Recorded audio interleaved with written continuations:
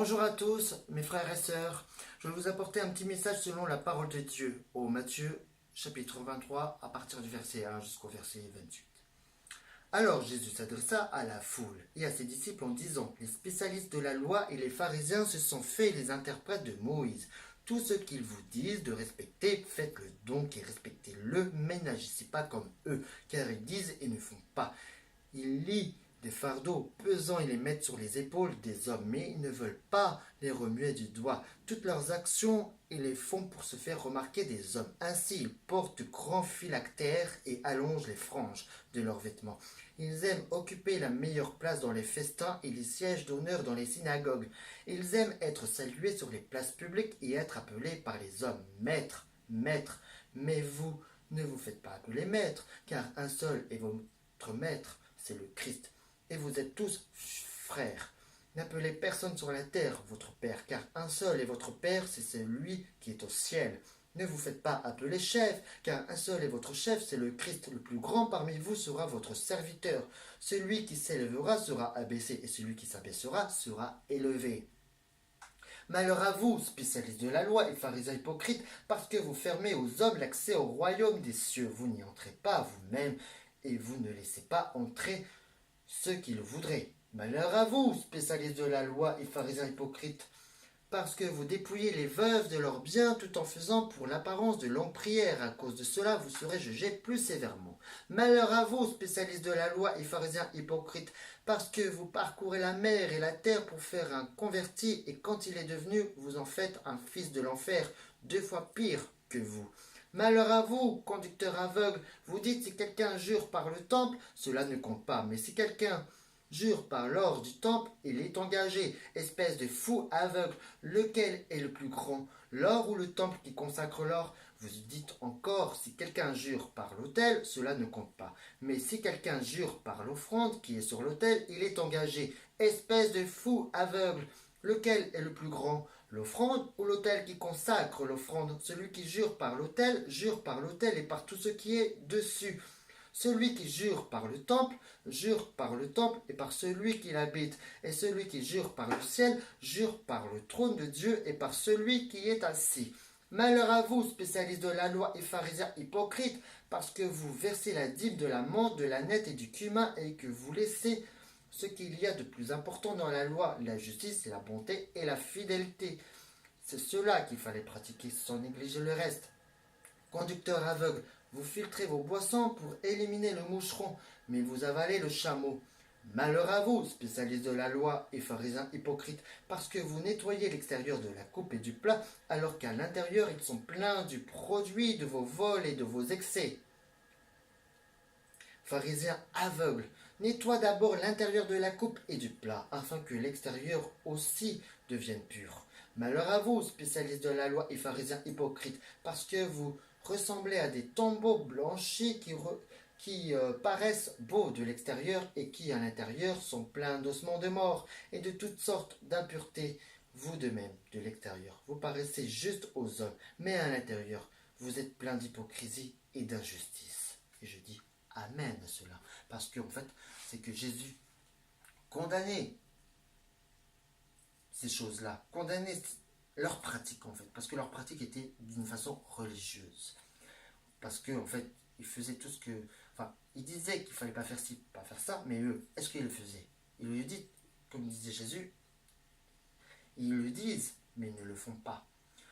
C'est comme si un chrétien venait le dimanche, mais il ne pratiquait rien dans la semaine. Ah non, c'est pas cela que Dieu nous appelle. Non, c'est comme, par exemple, quelqu'un prêche avec un costume, mais à l'intérieur, peut-être qu'il n'a pas un cœur sincère envers Dieu. Mais celui qui va prêcher avec une casquette ou en jogging, ou peu importe son habit vestimentaire, peut-être qu'il a un cœur sincère envers Dieu. C'est cela qu'il faut regarder. Ne juge pas l'apparence. Ne regarde pas l'apparence. Regarde au cœur comme Dieu regarde au cœur. Dieu regarde d'abord au cœur.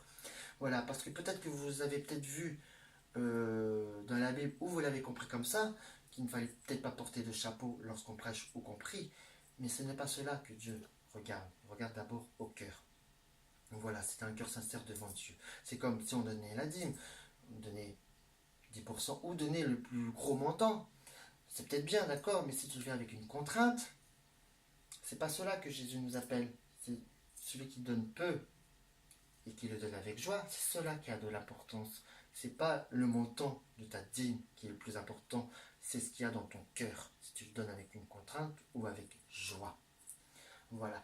C'est comme aussi de prier. Si quelqu'un va dire, ouais, je prie 3 heures par jour, 1h30 le matin, 1h30 le soir, est-ce que cela c'est suffisant? Moi je dirais, c'est pas la durée de la prière qui est important, c'est de rester en communion avec Dieu tout au long de la journée.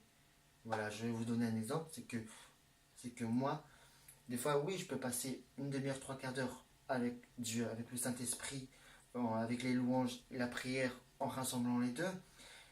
Prendre du temps avec Dieu, c'est bien, mais en dehors de cela, quand on va au travail, dans le métro et tout ça, moi je reste tout le temps en prière, je parle en langue, je reste en communion avec le Saint-Esprit, avec Dieu. Je parle en langue sans arrêter, que j'ai la moindre occasion, je parle en langue quand je suis seul, etc. Peu importe les circonstances, que j'ai peur ou que j'ai pas peur, peu importe. Je parle en langue ou des fois je dis, je prie avec, enfin je lui parle en fait. C'est comme un ami qui est à côté de moi parce qu'il est en moi, il est avec moi, à côté de moi, il est partout. Et moi je le prie, je le parle comme je parle à un ami. Des fois on me dit ouais que je parle seul, mais je parle avec Dieu, tout simplement. C'est cela qui est le plus important.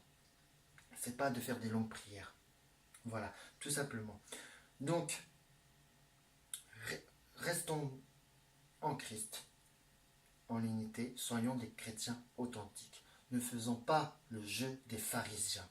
N'imitons pas les pharisiens. Justement, Jésus disait, n'imitons pas les pharisiens, parce qu'on n'aura pas l'accès au royaume des cieux.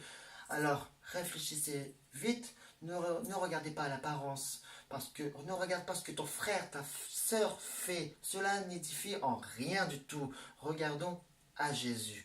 Regardons déjà sa première chose, sa première volonté, c'est qu'on doit parler de la bonne nouvelle. Sortons dans les rues, parlons de la bonne nouvelle. C'est surtout cela que Jésus nous appelle, la première chose, en tant que chrétien. Donc, voilà. Donc, tout ce qui est après, c'est des choses secondaires. Et voilà. Donc, on n'est plus sous des contraintes, on est sous l'amour de Dieu. On n'est plus sous la loi, mais sous la grâce.